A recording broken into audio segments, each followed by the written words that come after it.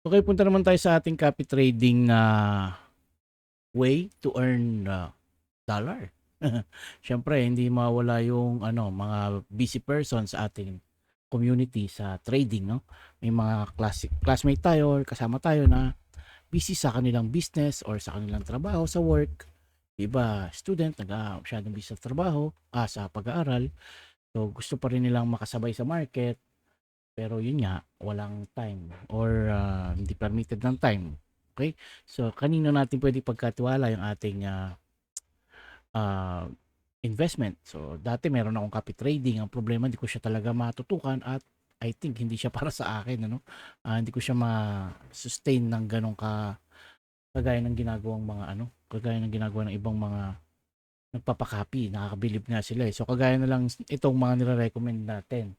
Meron din tayong mga nire-recommend sa under sa TDLC. But of course, after this, before this nga pala mga boss, kinakailangan nyo munang magkaroon ng account. Okay, so sa pag-create naman ng account, I'm sure madali naman na yun, or pwede nyo ako i-PM sa Messenger or sa Telegram, no? Gagayad ko po kayo, no, papaano.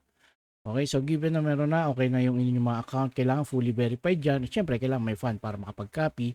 Pumunta lamang po kayo rito sa trade. Yan. So dito kasi maraming mga traders na pwedeng i-type, no? Or kung kilala na ninyo yung mga pwede ninyong i-copy. Dito hinahanap yon, Like for example, may recommend sa atin sa TDLC. Etong si, ano bang basa dito? Neto Dre, no? Yan. I-type nyo lang dyan, O kaya naman, meron ditong section ng copy trading. Ito, copy. Yan. So dito, merong naka-favorites na sa akin, pero pwede rin sa popular, but of course, hindi ko nire-recommend yung iba rito kasi hindi natin kilala, no? Pero pwede nyo i-try, nasa sa inyo po yan, May mga high risk din, ito, yan nga, ingat lang din po kayo, no? Kasi malakas din makasunog to, hindi porkit copy trading is safe na. So walang ganun po sa trading, it involves pa rin talaga ng risk, no? Merong mga low risk na tinatawag. Yan, sila yung mga nandito sa minimal, no?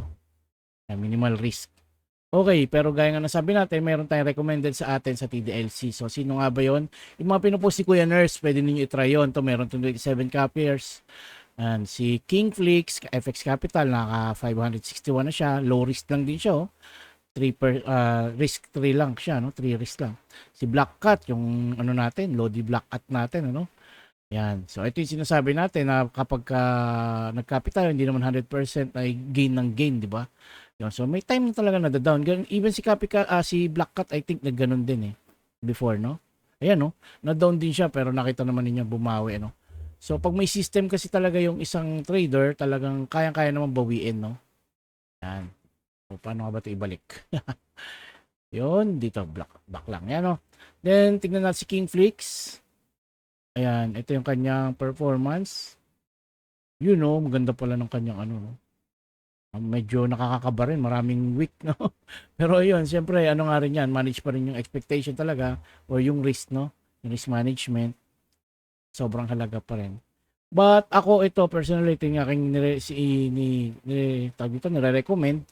Pwede rin ito mga to, yan, kasi sila Kuya Nurse nakakausap dito, especially si Black Cat. Yan, matagal na tayo kay Black Cat, di ba? Ito mga bago nating kakilala. So marami to, tatype nyo lang, NH TO, yan. Bibitaw naman ng kusa yan. Alam ko may low risk to. Mga EA to mga boss. So kung gusto nyo i-try yung mga EA, no? Kahit hindi na kailangan mag-install pa sa inyo, mag-rent kayo ng server or ng BPS, no? Pwede na to. Pwede nyo na kayo mag-copy directly. QK kasi naalala ko to. May QK din kasi ako eh. Ayan, no? May QK din po ako. Di ko na lang talaga napukusan yun eh. Yan. Okay. Yan. So, isa yan. May waka-waka po. Kaya ano to eh. Yung sikat na trader, di ba? O meron 300, may 50, 100. Di ko lang kung ano yan to. Baka ano to, capital siguro to.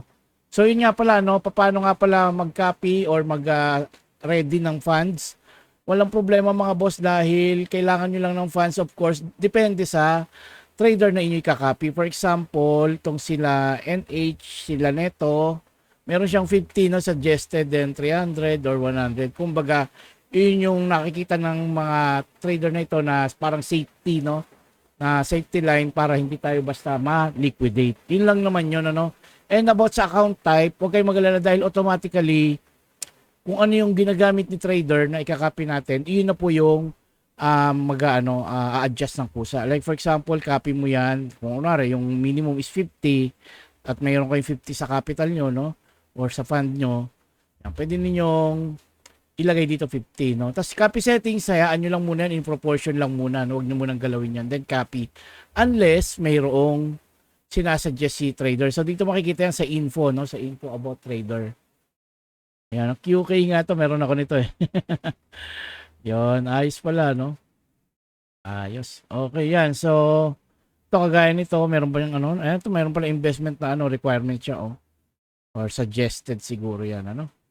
And don't copy open trades. So, ito, meron siya copy setting, oh. So, wala din na kami problema. After that, copy, then click nyo lang yung copy ulit. No? Then, automatically, mag-open na po yan ng copy trading sa inyo. So, ganun kasimple lang po mag-trade ng copy trading dito sa TDLC or message nyo ako para sa iba pang mas detalyeng sagot, no? Kasagutan.